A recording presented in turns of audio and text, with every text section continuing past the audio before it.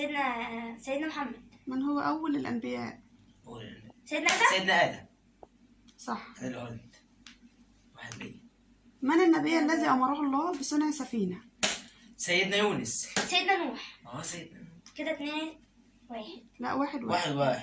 من أول نبي كتب بالقلم؟ سيدنا إدريس. عادي انت فهمت. من النبي الذي ابتلعه الحوت وهو حي؟ سيدنا يونس. انا اللي قلت. يبقى كده 2-2. من النبي الذي ألقاه قومه في النار؟ سيدنا إبراهيم.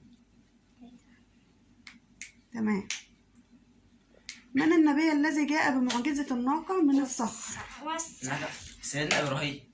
غلط. إسماعيل. لا. من هو؟ من هو النبي الذي جاء بمعجزة الناقة من الصخر؟ سيدنا إبراهيم. معجزة سيدنا مين؟ سيدنا ايه؟ داود. لا استنى. مش عارفين؟ لا عارفين. يعقوب. لا. إدريس. سيدنا صالح عليه السلام. من النبي الذي ألقاه إخوته في البئر؟ سيدنا في البئر. يوسف. سيدنا يوسف. لا. من النبي الذي تكلم مع الله على الجبل؟ سيدنا إبراهيم. غلط. إسماعيل. لا. قولي. سيدنا موسى عليه السلام. ماشي يلا.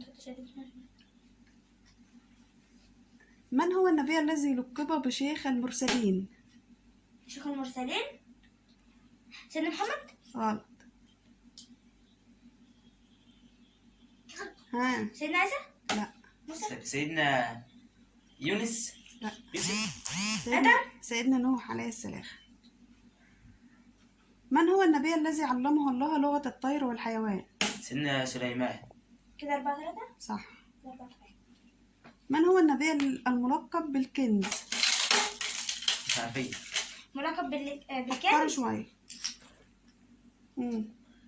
سيدنا